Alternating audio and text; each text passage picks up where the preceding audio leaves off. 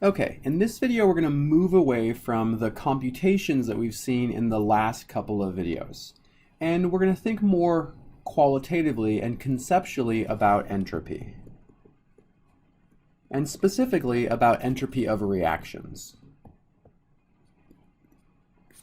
Okay, so the idea here is during chemical reactions, the level of order and disorder very rarely stays the same, right? So entropy changes during a reaction, just like enthalpy changes during a reaction. Okay, and entropy is actually reasonably simple to qualitatively predict if the entropy is going to be positive, which we know is favorable because we are creating disorder, or if entropy is going to be negative, which is unfavorable because we are creating order. Right, so we should be able to look at a chemical reaction and get a reasonable idea of the level of order in reactants versus products. And there's really kind of two big ideas that you can keep in mind. The first one is the number of molecules.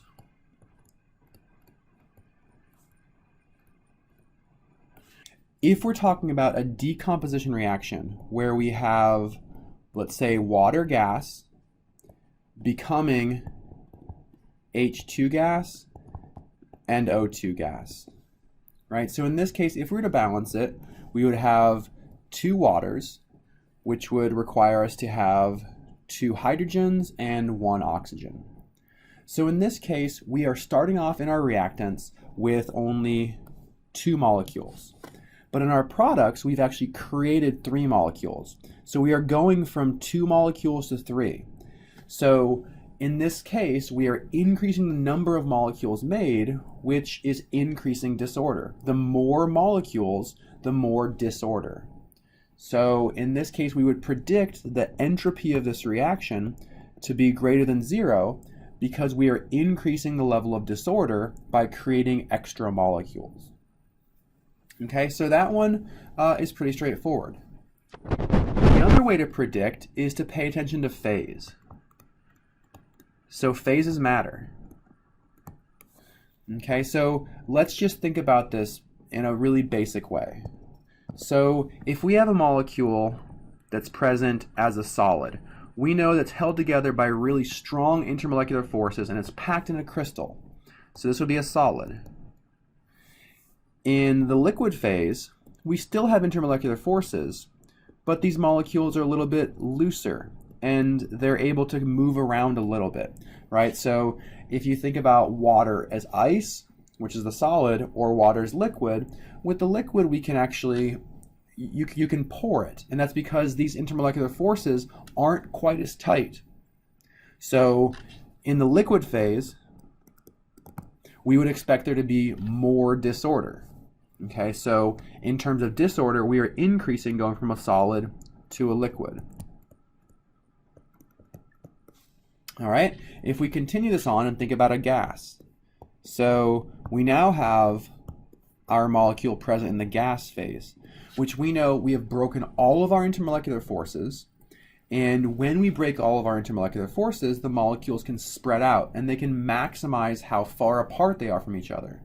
So we would certainly expect to increase disorder, therefore increase entropy, going from a liquid to a gas. So anytime you're transitioning from a solid to a liquid, or a liquid to a gas, we would expect to see an increase in entropy. So let's think about that in the context of a reaction. So let's think about creating PCl5, which is a solid, from solid phosphorus and chlorine gas. Okay, so in this case, we would need to balance this. We're going to need to have 2 phosphorus, 5 chlorine, and 2 PCl5. Okay, so in this reaction, we only see one gas.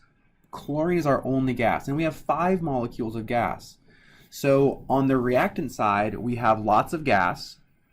On the product side, we don't have any gas. So In this case, we are going from a disordered system, and we are creating order. And we're doing this in two ways. One way is we're actually synthesizing a molecule, and we have fewer molecules on the product side.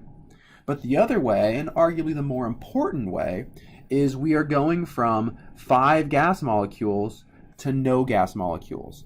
So we would absolutely predict disorder to decrease, therefore entropy to decrease. Okay, so this would correspond to an unfavorable process.